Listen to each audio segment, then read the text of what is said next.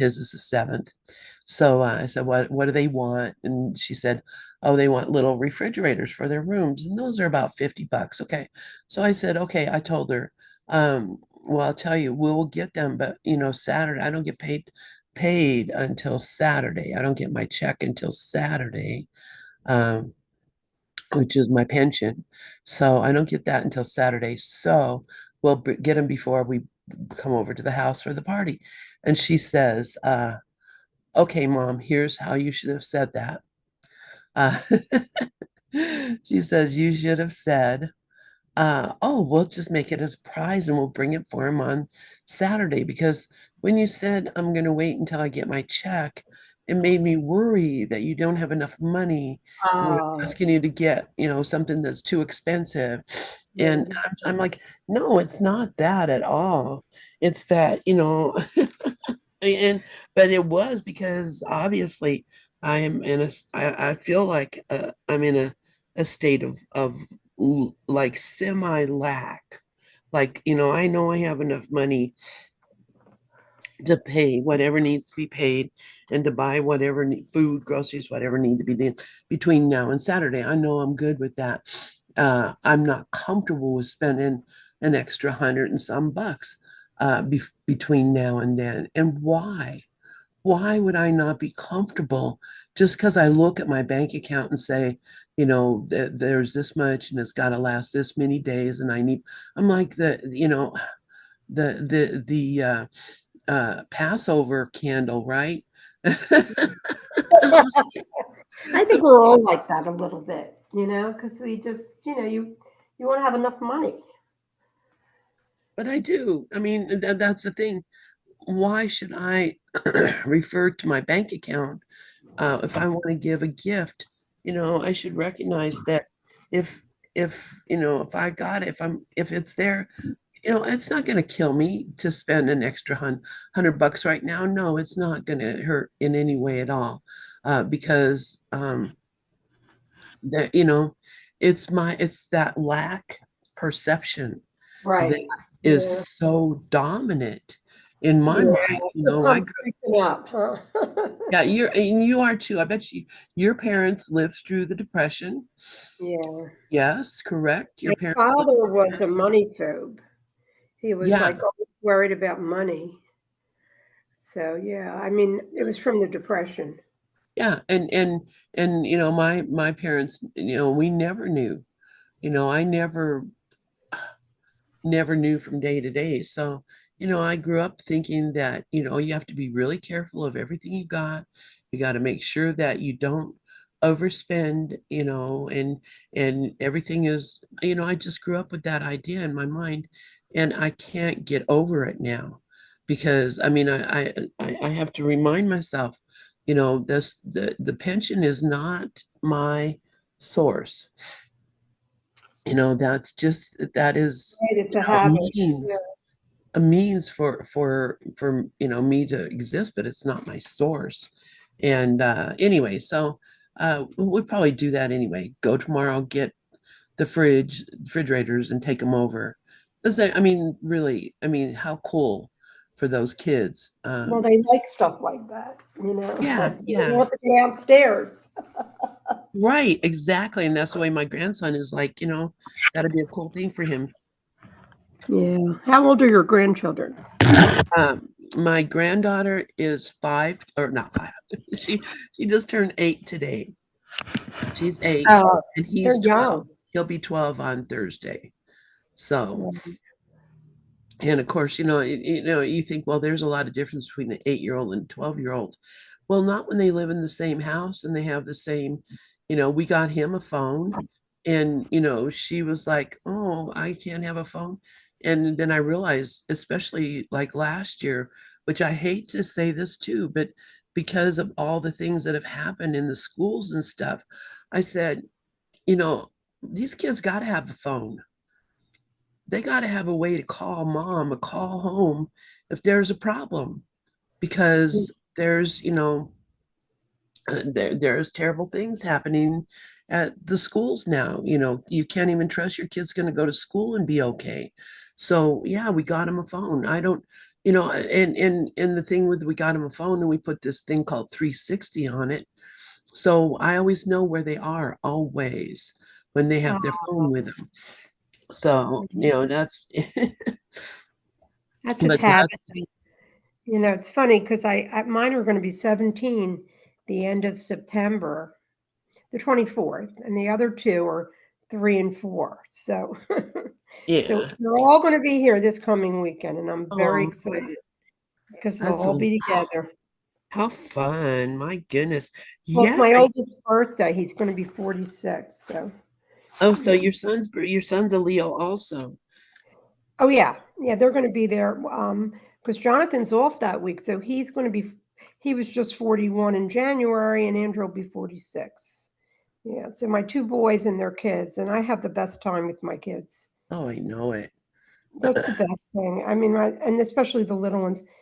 I didn't get onto Robert's. He has like so many. I got on there last week, but I didn't print them off. I have to start to print his stuff off because it's coming right from the higher mind. If when you read your stuff, Robert, it's just so beautiful. It And today, really is. I know, right? It's just so. eh, It's just coming through him so beautifully. And it's so cool. I hate to be braggarty here, but I don't know if there'd be any other group that would say, "Hey, you come here, you bring us your things you're writing, even though you can't really speak. Bring the things that you're writing, and we will read them for you." And that's what happened yesterday. Is that different people took turns reading Robert's writings, Bob's writings. So Oh, he he was on yesterday? I didn't know that. Okay, I was it forgot. yesterday, Monday? Yeah, he's Oh, on yeah, I have to Mondays. remember because I work a lot of times on Mondays, but you know what? See, once I go back to school, it depends because I love his work. I just love it. I know it's You listen to gorgeous. it. I And forgot. Completely forgot. I always forget both what you do with Rev. I can't think of his name. Wayne, uh-huh. Yeah, and it's not because I don't know him and love him. Everything right now for me is like, I don't know if it's part of shifts that I've had or if it's just old age. I would bet on old age because everything Yeah. drops away. Well, you are where you're supposed to be when you're supposed to be there. Right, and I'm And not you even can't that. This change that. morning, I did a walk with Michael Singer, and I love what he says about peace. Like, what would you possibly want? Everything else is junk food. It really is. Because Yeah. if you start with peace and you go within yourself and you see there is absolutely nothing there but the Tao, that's it. There's nothing there. So all of the what's it called again, the addictions that I've had to finding out what they're doing with politics and all that, and all of that is not healthy because nobody knows anything. Even if you know, you don't know. Even in the phenomena, it's like nobody knows. Right. And how could you know? Because it is, this is a thing, so I said at one point a long time ago, something about feeling connected with God. And I remember a person that used to come in here. There used to be some people that come in here just in order to try to antagonize people. They really enjoyed trying to make you seem, like you didn't know what you're, talking about, etc. And this person said, "Oh, if you're so connected to God, what's going to happen next? Tell me the future." And I was like, I don't know. I can't, I'm not that. There is And no then I future in realized God. God doesn't even know the future. There isn't a future. Yeah. Right, God doesn't right, even know the future because none of this is real. right. Well, it's just phenomena. It's just thought, and it's tempting. It's a temptation. Because the I like and I don't like comes across, and then we're feeding the very monster that we kind of want to just fall because the ego's not a monster. It doesn't know shit. It No, just it's a computer. it's not a being. No, it's a There is computer. no being about the ego. Right. It's The nothing ego is just alive. a thought Really, we system. make Yeah. it go alive. So I kind of just I don't care like I did, mainly because I realize that it's taking me away from the present moment. Yeah, exactly. And that's all it is. And oh gosh, you missed Yogi Chris last night. No, Were I you, was there. I talked to oh, him at oh, the end. oh, Remember? that's right. You did hear Yogi Chris. Okay, so that's basically what he was talking about, was getting into this place of the center, basically where we are in between, like we talk about being in the borderland, Right. the place where I am now, and there is no past and no future in that place. And he was talking about that, anytime you're having, because he came to talk about communication. So anytime you're having a communication with anybody or anything, the the way to do it is to go to the center, go within to the stillness, and Mhm. connect with that before you get engaged in any sort of a That's conversation. right. Yeah, you shut your eyes. Well, what I do is I simply just say, you know, check in. Is there Yeah, anything new? check in. No. Yeah, here I am, Lord. And then, whatever you want me to say, whatever you want me to do, wherever you want me to go. I mean, that's what we say. Well, where would you have me go? What would you have me say? Right. What would you have me do? What would you have me say? And to whom? Right. That's We're right. asked to do that. And yeah, he was as cute as he could be. I just loved He's a Yogi Chris. doll. I told him I'm going to get in touch with him. I want to see what he can do because I took Corinne Zuko's course, the first one, not the second. It's a Right. lot to learn, and I feel that awakening can be very simple. So I have to be kind of in the mood to learn more because there's not Yeah, much. You know, the whole point in awakening is not knowing anything. You exactly. know, and what falls away, and what doesn't, doesn't. So I did take that, but I think, just calling him, he was so pleasant. He was I just such know. a. Now, I did go into the meeting last night, but I got out because, a lot of sound for me, I can't hear. So it's Oh, like, it's like a, just I have like hearing stuff going on too. So it's kind of like it was too much. But right. I end up listening to, sometimes it's good for me just to be with me, just the self, the infinite self in me, and I find that in just becoming very comfortable in the silence. So that's what I'm actually going to read a little bit before we get to Wapnick, if we get to Wapnick. But I have Robert Adams' book, and I think it's so experiential. I've had it for years. He calls the Shanti, Shanti, Shanti what the Tao is really, because it's the same. It's the Yeah. words they use are irrelevant, so you don't care if I do something. It's in the I don't stillness. care what you do. You know Right, that. that's exactly it. And really, Robert, it's God, but it's God consciousness. So we are still in the illusion. Because people ask me sometimes, like, well, does that mean that's where we're going to go? I say, well, this is still illusory. Even when you wake up, it just gives you a better experience. The experience I have now and the experience I had before I started this work is so extreme, but you're still like in God, in the higher, wherever we are. But the person is really irrelevant when it comes, and that has to take time. Trust me, when I have pain, it's hard to not hear that ego complaining. Well, Oh, here we are in a beautiful beautiful. Where morning. is that? I just thought I'd put up a beautiful morning for us to look at. That looks like it was early in the morning. Yep. Not here. Oh, I don't know where. gorgeous, gorgeous. Yeah, when I met Cliff, we used to go out like around 4:30 in the morning and walk, and it was so fun because he would say his father would say, "Let's get up, wake up with Mother Nature. It's the most beautiful time of day." And it really was. It was like 4:30. We would walk.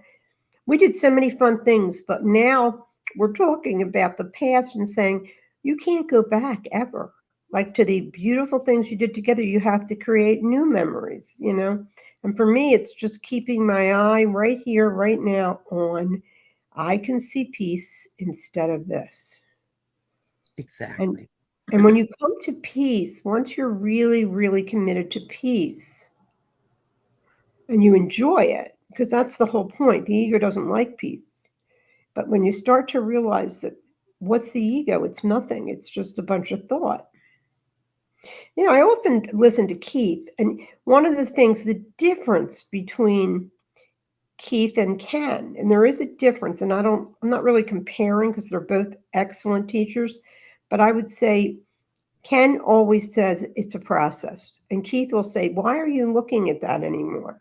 Well, he's coming from where he is. And there might be people like, I'm ready for Keith, but I don't know that everybody is. Oh yeah, yeah, no. Yeah, well, the thing is that I think that Keith has done, and that I think it doesn't matter what Ken said, what happened in the past, all right? It just I happens listen to that, Ken though, still. I still listen to him. oh, I do too, but what I was going to say is that what happened is that Ken and the many people who follow Ken and who follow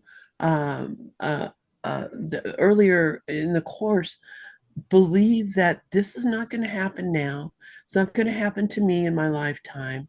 Only 5 or 6 people are going to awaken. That I'm not one of them. And I've heard it even when, I hate to say it, even when I'm talking to, with Bruce, a lot of times he'll be like, well, yeah, but that's not for, us now. That's in, no, no, no. If Jesus is saying to you, Right today, now. this will Yeah. happen. Today, I am here. Today, he means today, this moment. And Yeah. it happens. And I don't have to go through, um, doing the lessons of the course over and over. I don't have to do any of those things. I just have to know that today is the day, and it's here. And so a lot of older time, um, like I said, students of course are like so negative about, and if you say, oh, I hear the voice of Christ or whatever, they'll like, oh, you're just a bliss ninny, you're just, you're pretending, or you are imagining or whatever, because that couldn't be happening to you now, because it's not going to happen to you now, because it's going to happen to you in the future, because you're not ready for it now. That's definitely something that will slow your process up. I hear that all the time from people. I'm not ready for that now. I'm not here yet. I'm not there yet. Well, then when? If you're not there now, when will you be there? Because you'll never be anywhere but now. You'll never Right. be anywhere but in this moment now, and in this Well, also, now is like, why where it would all you is. have to tell yourself you're in lack? Because that, until, if you have to get somewhere, you're still in lack. Right. Exactly. Exactly. I still have to finish this. I still have to do that. I haven't even done all this. It has nothing to do with do. No, to do with it. It is all about a be. And if I am that, I am that, no matter what the ego mind says or the body does or the mind, it doesn't matter. I'm that. Thank you, Nisargadatta. Thank you, I have Regina. him today too. I was drawn to him this weekend. I have his book. You have it too, don't you? Oh, absolutely. Regina gave me that book because she said, I've been reading this. She says, it doesn't make any sense to me, but what I'm here in spirit telling me that this is for you. And she gave me the book, I Am That. And, and I looked at it and immediately recognized that that was what I was here for. But it's the same thing as, there's two Krishnamurtis. There's J. Krishnamurti, which is everybody knows him and everybody knows his sayings, etc. And there's another Krishnamurti called UG Krishnamurti. And when I listen to Krishnamurti, the They're one two that different people. what's that? Are they two different people? They're two different people. Yeah, absolutely. So I listen to Jay Krishnamurti and I hear this is all the popular thought. This is what everybody hears and understands. I listen to the UG Krishnamurti and he says, don't stop fooling yourself. This is all bullshit. And he is very upfront about it being, you know, be, what we are imagining is happening is imagination. It's a story. And Right. and Yeah. and and he's not in it for the pretty, let me make you happy, make you feel good, make you think that you're doing the good thing. He's in it saying, uh you know there's work to do, and I can help you see where you're making mistakes, but you're going to have to go there yourself and fix it. And I appreciate him so much. But that's what I'm saying. I'm with the other Krishnamurti. I didn't go with Ramana Maharshi. I went with Nisargadatta. I didn't go with you know I mean, I just tend to go Right. with the second, the one that is not as popular, that is not as well known, and maybe not as pleasant, or as likely for, because people will tell you Nisargadatta was not a really pleasant guy to be around. I mean, No. he did not kiss anybody, anybody's ass when they came around. Not that Ramana Maharshi did ever, but Niz was like, you know, get out of here, you stupid fool. What the heck is wrong with you? I mean, he, he, he, he truly expected people to get up there. He truly expected people to take it very seriously, um, because he took it very seriously. He was just a guy selling cigarettes on the corner, and then he saw this master, and this master told him, do this. And he And you did did that. it. And within Yeah. like 3 years, he was awake. But he did it consistently every day, all day, because that's what his master told him to do. It was that deep obedience to that, Yeah, but uh, you know what he's in the book, in his book, he further says he doesn't know how that happened because it's no, really happening through us. yeah, And we think the person is making that commitment when in fact it's all the I am. yeah, So some will get it. The the one thing, comparison is the thief of joy. It really is because you can't know what someone else's atonement plan is. You can't. That's what I love about this group. When, Glorian says all beliefs lead to progress. You leave people alone when they're in their head. So what? They'll be out of it. Nobody wants to stay there. yeah, yeah. And that's why we don't correct each other. And if we do, Yeah, we he's right. recognize that we've done it and stop it.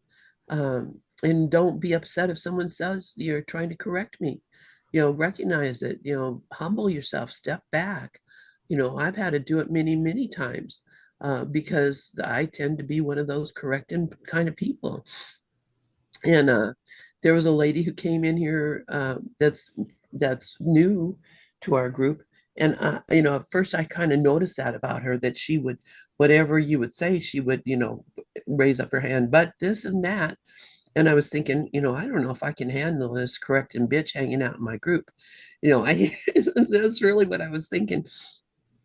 But then this same person came in when another person was here, and they corrected that person, and that person said, "Oh, thank you for pointing that out to me, and thank you for showing me."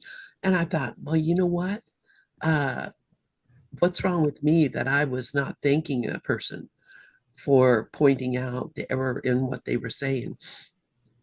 I mean, there's one thing about thinking that you know everything and you're trying to make everybody see that, but there's another thing about uh, wanting to wanting to see the truth, uh, and not taking any substitute for it. So I appreciate that very much. And so I'm I don't know about the correcting business. I think, if you came in here and said, I don't know, something ridiculous, I don't know what, Ken Wapnick was a charlatan or something, I'd be the first one hopping on the correction band right there. And I hear this, that's another thing. Like, I don't get in these groups anymore because they do say that some people they don't they're not nice about him, and he was a great guy. I know it hurts your heart to hear that, but then what, who am I to be hurting my heart for, Right. Ken? doesn't give a rip about what people think, No. and absolutely stood his ground wherever he was, whenever, whatever situation. So, why I don't need to defend him. Mm-mm. You No, know, it's no, just shocking to me that some people, everybody has a different filter. And some people will be rubbed, like I'd spend more time by myself, just kind of contemplating now. And the contemplation is just about the being hearing it over and over, deepening and deepening and deepening.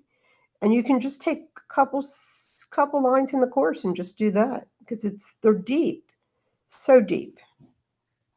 absolutely, yeah, Now, yesterday, Cliff wanted, and I started the Tao just because I love that book. I think it's just so, especially at a time like this. The Tao is like, I do Wayne Dyer's, and it's just because it's all about the fact that the Tao is doing all of it, all of it. right, right.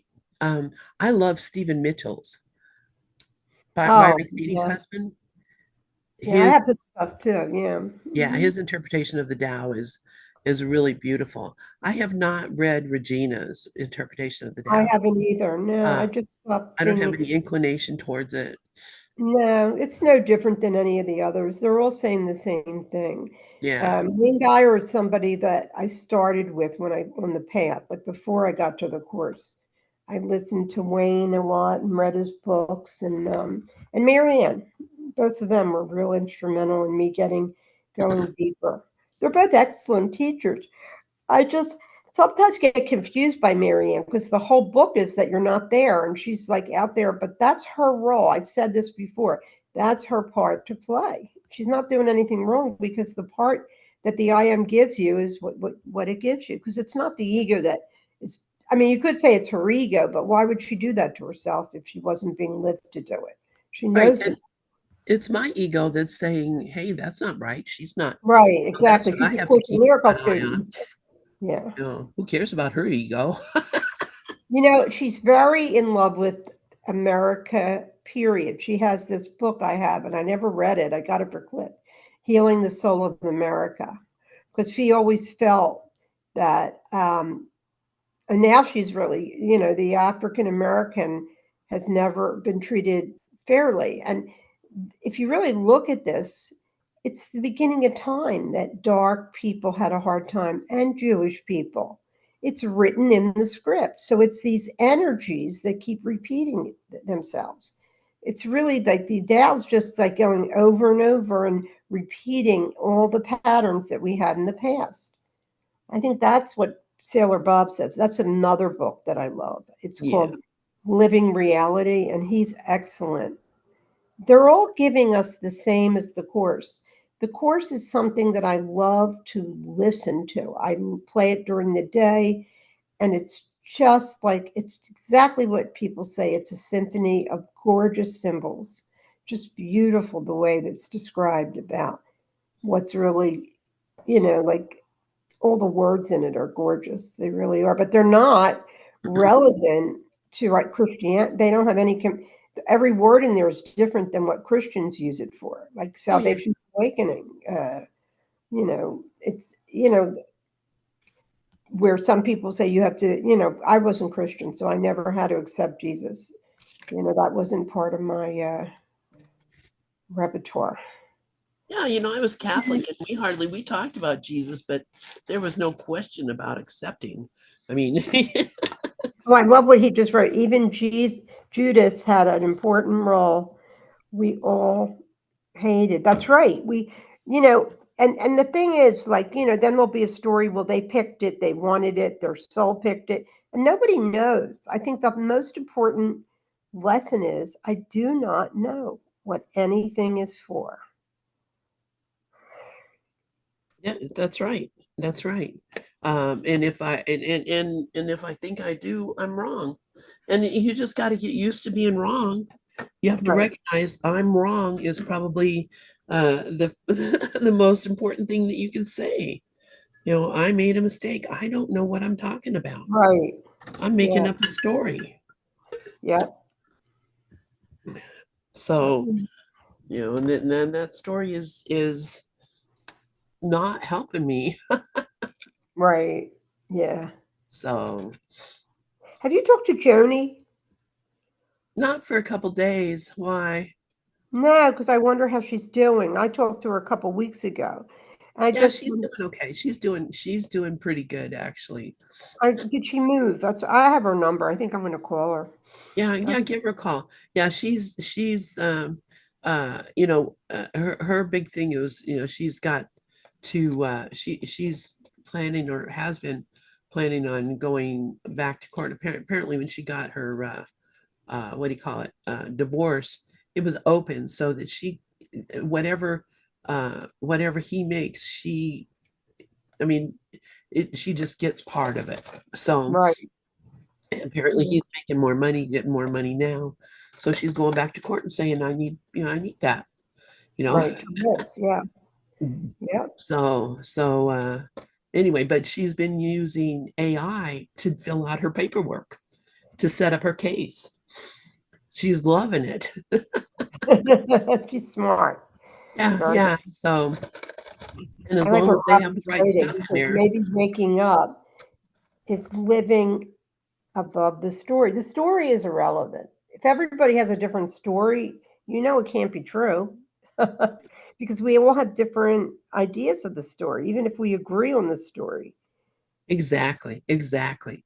And that's the beautiful thing about it is, um, you know, that's the choir, that's the chorus. I mean, if everybody in the choir sang this soprano, then Mhm. you would have a whole different kind of vision of when you went to listen to the choir because it's all soprano, but it's not all soprano. We got altos, we got tenors, we got mezzo sopranos, we got all the different people singing the different parts, and that's what makes the music. So that's it with us here too. If I'm not like me and you're not like you, then the music is going to be pretty uh You know what? I was just like moved to read Robert's The Wisdom in a Weed because he sent it to me on my messenger. And I Mhm. really want to read it again because it's beautiful. You want to read it now? Yeah, I mean, I'll go to both because I think I have like almost a half hour. So, Yeah. Wisdom in a Weed. I love that. This morning, a small vase on the kitchen counter caught my eye. It wasn't extravagant or filled with bold, vibrant blooms. Instead, it held a handful of tiny flowers, delicate, unassuming, almost humble. I asked my wife what they were. A weed, she replied casually. Something about that answer didn't sit quietly inside me. In fact, it stirred something much deeper, an epiphany. The word weed has long carried with it a sense of dismissal. It implies nuisance, unwanted, less than, something to be pulled up and discarded so more worthy plants can thrive. But as I looked again at those tiny blossoms thoughtfully arranged in the modest vase, something shifted in how I saw them. They were beautiful, not a flashy, attention seeking way, but in their quiet resilience and gentle charm. My wife had used them the way a florist might use baby breaths to extenuate, to soften, to offer contrast and texture. In doing so, she had unknowingly offered a profound teaching. Beauty is not limited to the celebrated or cultivated. Sometimes it's found in what we overlook or even label as unworthy. Then my thoughts turned to another so called weed, milkweed. That word alone holds two opposite worlds: milk, soft and nourishing, and weed, harsh and unwanted. And yet, milkweed is the sole source of sustenance for the monarch butterfly during his caterpillar stage. Without milkweed, there are no monarchs.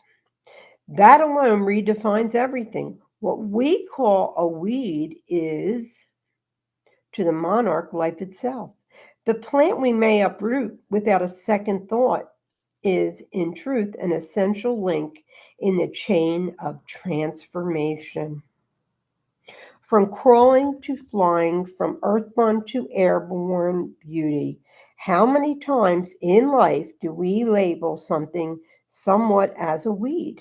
An inconvenience, I love this, an eyesore, a misfit. We reassign value based on the limited understanding our culture, programming, or our personal preferences. But what if those weeds are actually carrying the seeds of the miraculous? What if they're quietly nourishing something that will one day take flight? This morning's moment reminded me that the line between beauty and weed exists only in the eye that beholds it. A child sees wonder in a dandelion. A monarch finds life in milkweed. A wise heart sees usefulness, purpose, and even sacredness in the most uncelebrated of forms. Maybe the question isn't what is this doing here, but rather what beauty might I be missing? Let us be slower to judge, quicker to bless. Let us remember that weeds too have roots deep in the soil of creation, and sometimes they are hidden carriers of transformation itself. That's beautiful, Robert. Just beautiful. And it's all interpretation. So without an interpretation, everything is perfect always. It's my mind that decides what something is good or bad. And it's all on memory. What did I feel like that before? Voices in harmony. And to realize that this complicated mind of all of our mind, the one ego, it can't grasp something without analyzing, without trying to have interpret it and what it sees in it. And it's kind of funny because all it is a bunch of thoughts. There's nothing here that will ever be able to replace the moment without any thought, the beauty of the silence. And that's where I'm headed now. So let's see what he says. Shanti, Shanti, Shanti. Peace. It is good to be with you. I welcome you with all my heart. If you came to hear a lecture, you came to the wrong reason. I do not lecture. If you came here to hear a sermon, the church is down the hill. I do not sermonize. If you came here to hear a philosophical discourse, again, you are here for the wrong reason. I do not philosophize. If you came here to hear no thing, you are here for the real reason. For there's only one no thing, and you, with a capital Y, are that. The most wonderful speeches are given in silence. Silence is eloquence. Words are just words, they fly away. They mean absolutely nothing sometimes. As we sit in the silence, that is what the entire teaching is. Be still and know that I am God. If you do not react to conditioning, then you are always in the silence. You can be in the marketplace, you can be anywhere. If you do not react, you are always in the silence. You can also be in a cave, but if you have not learned to control your mind will drive you crazy, do all kinds of things. Therefore, it makes no sense where you are. It is how you react where you are that counts. And really, everything is like a small sentence. What does it have to do with me? because we are not the person's a thought. I Sharon, love, can you tell me again where you're reading from? oh, you have the book? No, I'm asking you. What book Oh, is it again? oh, it's Robert Adams. It's called Silence of the Heart. Oh, okay. Okay, because because he's saying the same thing that the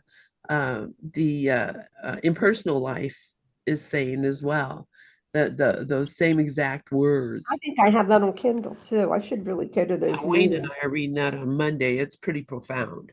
So, I know it is, but the thing is, it's so long. Like you've been reading it for how long? oh, it's really not very long at all. We read like a paragraph a day. Oh, okay. That's why it's Yeah, taken yeah, so long. it's really short. In fact, there's 5 books in the Kindle book, and we're on the second book now. So we're on the book Oh, on okay. the So way he out. has like, yeah. Who Yes, wrote it? his name is Joseph Benner, Benner, And he was from a long time ago, I'm sure. from the 20s, from the early 1900s, 100 years ago.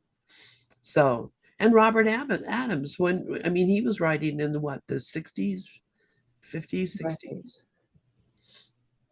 I just wondered, if we would want, if our group would be ready to do a silent sitting. That's what we used to do with Helen Hamilton. We had like 30 minutes of just silence. I'm Because sure the, you can do that. I mean, I do that with uh, uh, Sebastian's group.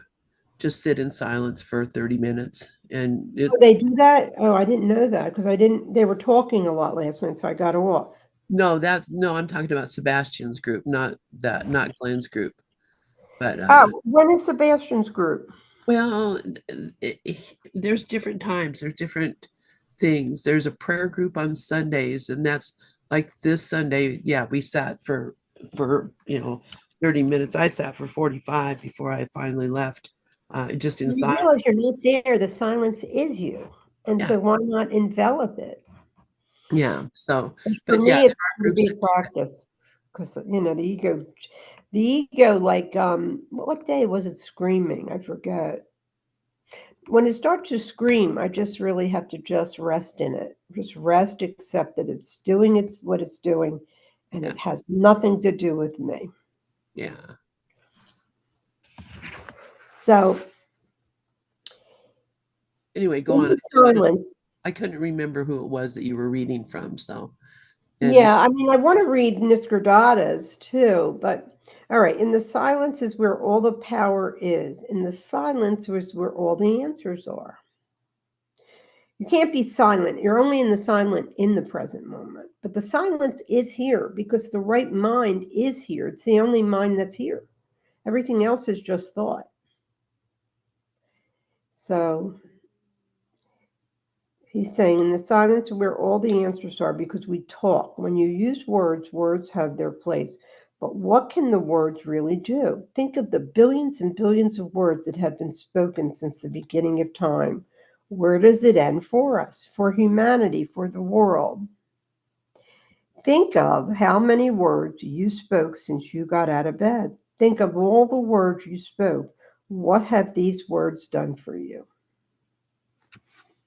Well, actually, depending on who's teaching or who I'm listening to, a lot of times the words are signposts to the silence and the firm love of just being. So that's what we are. It is worthless. Sitting in the silence is magic. This is why things begin to happen. Wonderful things. Peace comes to you. Happiness comes to you all by itself. Joy comes to you. When you visit in the silence, you remember who you are. We come to the self.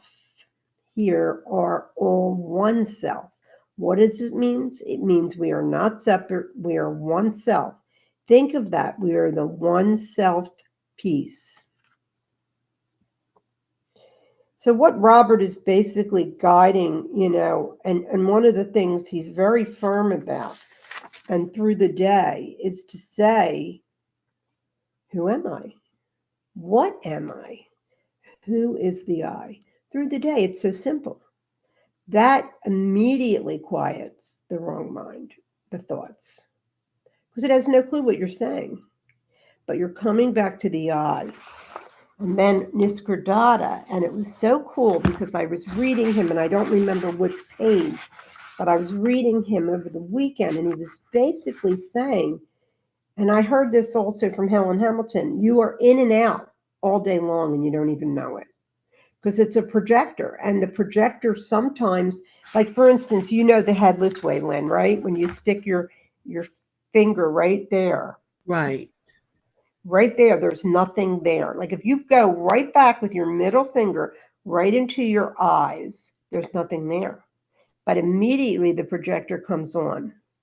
So it's kind of like really getting to the point where you can't possibly be anything but the space because everything here is coming in and out like a complete projector.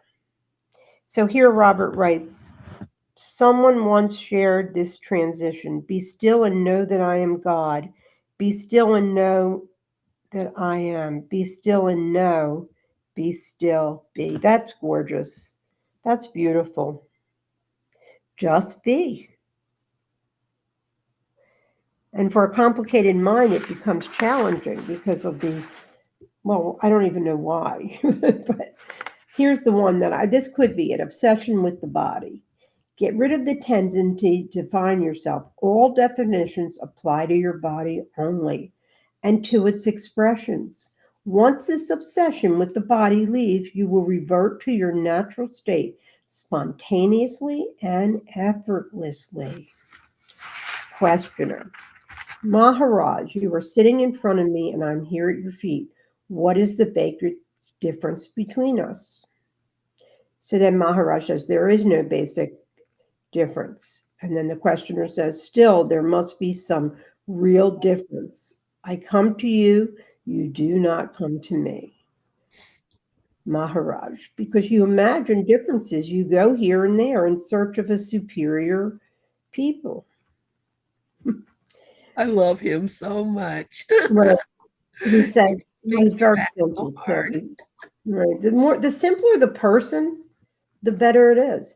You Yeah, too are a superior person. You claim to know the real. Well, I do not. Maharaj, did I ever tell you that you do not know and therefore you are inferior? Let those who invented such distinctions prove them. I do not claim to know what you do not. In fact, I know much less than you do. Questioner, your words are wise, your behavior noble, and your grace all powerful. And that's truly what I went through a stage where I truly thought that certain people that were considered, they call, like Helen would say she was enlightened. That's what she would say, which I think is really, and then I think it was Rick Archer that kind of said to her once, enlightened, because you don't say that, because if one is I enlightened, love Rick Archer too. oh my God, do you ever see him on Facebook though? He's having a fit right now. Oh, I know he is having a hard time. Well, he was having a hard time. Like a couple years ago, I was friends with him on Facebook, always messaging him, and he thought he said, "I'll trust the cosmos," and he is having a hard time in a legitimate way because if you take this, I think he's a very sensitive being. That's how I see him. He is absolutely, and Rick was a TMer. He is a TMer, and Yeah, that makes a huge difference. Actually having that daily practice of meditation. So sure. he's got a firm ground, but and all these people he's talked to. I mean, he's had to have. I mean, some I mean, Jesus, I mean, they had to have been cracking the nut the whole time. So I see this maybe one last big um tantrum Right, before the actual uh you know the reality hits. And so right. I'm excited for him, and of Well, course. the reality is that he has, because he took David. Well, I don't want to say names, but he took somebody off with Andy. He took it off because Right. he was. He's very, very protective that we are all one and that nobody has a hierarchy here and no one. And when somebody is this cruel, and that administration is cruel, it's a very cruel way of handling. It's a shock to America, but I'm not feeding on it like I was because it Yeah, really is bad food for right. me. Yeah, it's poison. Yes, And but it's okay too, because we can have that all we want. We right, can be unhappy about the world all we want. We can argue with reality all we want. Eventually, we're going to get tired, and it's just like we were at my kids, and my little great granddaughter she was running around like a lunatic, and causing all kinds of trouble, and then she got upset about something. She started crying. She went into her room. Next thing looked in there, and she's sound asleep. She just needed a nap. And that's what I think. We just need a nap. right. Well, we need to go back inward. If you go inward, no, nothing's there. Yeah. So, and when we scream, our vibration changes. So it's not, if we want to go into the higher self and keep our vibrations high, then we have to kind of discipline ourselves or just in some way not take the bait. That's what it Not is. take the bait. Exactly. Right. And that bait is out there all the time. And it's so pleasant to take it, to say, oh yeah, okay, you know what? Yeah, they're all bad and I'm good and I know. Uh, because that's really what you're saying, is that I'm good, they're bad. I'm Right. right, they're wrong. And what does Jesus say? Would you rather be right or would you rather be happy? Right. You make a decision right in that moment when you get up. That's a great thing to say, too. Yeah. And then just let it be and say, you know, I I love them. That's the thing that I don't think we emphasize enough, especially in the spiritual community. If Marianne Williamson was getting up there and saying, you have to love these people until they shift, until you shift, you have to love them. Be grateful that they're here showing you this stuff in yourself. This is Well, yeah, because Deepak said that years ago when he won the other, the one that's, yeah, the administration, the guy won in 2016. He said, well, humanity, you have an opportunity to see what's in your mind now. yeah. Because all that hate is in the underbelly of the wholeness. And we want to get it. So maybe this is really our gift. I It, really believe in the end, this is going to shift maybe a lot of things, but who Oh, knows? yeah, everything is shifting. So that's what you look at the world, the earth itself is is reflecting all of this. We have now all these volcanoes and earthquakes and tsunamis and floods, and there's a lot of stuff going. I mean, you look at fires. I mean, there's fires. Every Grand Canyon is on. Yeah, well, our environment's changing. It's definitely This is a little more than just a little bit of this. Is like there is a lot of shifting going on, not just the environment, because it's coming from under the earth too. The earthquake, the volcanoes and earthquakes and stuff right. are adding to it too, with all the stuff they're putting up into the air. The volcanoes are spewing out tons of carbon dioxide and other gases. The fires are spewing out tons of that stuff.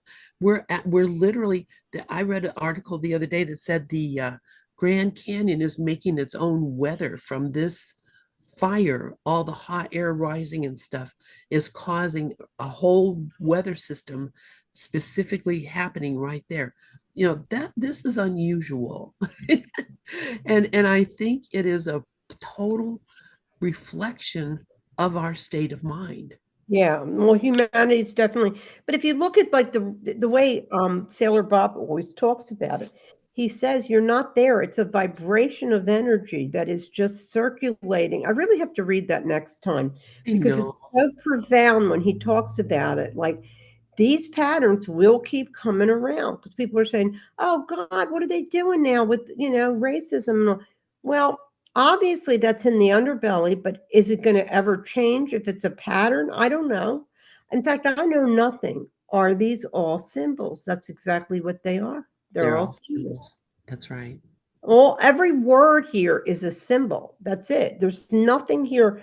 That's all I am is a symbol. I want to say, right, just say this right now. He said, this questioner asked, what does he see? I see what you too could see here and now, but for the wrong focus of your attention. You give no attention to yourself, meaning Sharon. Your mind is all with things, people, and ideas, never with yourself. Bring yourself into focus, become aware of your own existence. See how you function, watch the motives and the results of your actions. Study the prison you have inadvertently built around yourself. By knowing what you are not, you come to know yourself. The way back to yourself is through refusal and rejection. One thing is certain, the real is not imaginary, it is not a product of the mind. Even the sense I am is not continuous, though it is a useful pointer. It shows where to seek, but not what to seek. Just have a good look at it. Once you are convinced that you cannot say truthfully about yourself anything except I am, and that nothing that can be pointed at can be yourself. The need for the I am is over. You are no longer intent on verbalizing what you are. All you need is to get rid of the tendency to define yourself. All the definitions apply to your body only and to its expressions. Once this obsession with the body leaves, you will revert to your natural state spontaneously and effortlessly. The only difference between us is that I am aware of my natural state while you are bemused. Just like gold made in ornaments has no advantage over gold dust except when the mind makes it so. So are we one in being. We differ only in appearance. We discover it by being earnest, by searching, inquiring, questioning daily and hourly, by giving one's life to this discovery. And it's very simple. You don't really have to read. You get to a certain point where you don't really have to read a whole book. You just know what you are because you can't, these 10,000 things are just that. They're things, they don't mean anything. They're just objects, and it's what Robert said, symbols. So now we are ready for our book with Bill. Right. And I love that what you were just reading too, because the words that just kept coming out to me over and over and over, natural. And that is what, I consider myself to be a very natural person, uh, because I recognize that all of the rules that have seemed to be made up by the world are unnatural, and I don't follow any of them. And you know that. I Yeah. don't follow the natural, the rules of the world for just about anything, because I recognize that that's not what I am. So and I was just thinking about, the most the best thing that you can be is natural, because your nature is Right, love. you are nature. Yeah. You are, Hmm. yeah. So, Yeah, all right, well, nature is another word for God.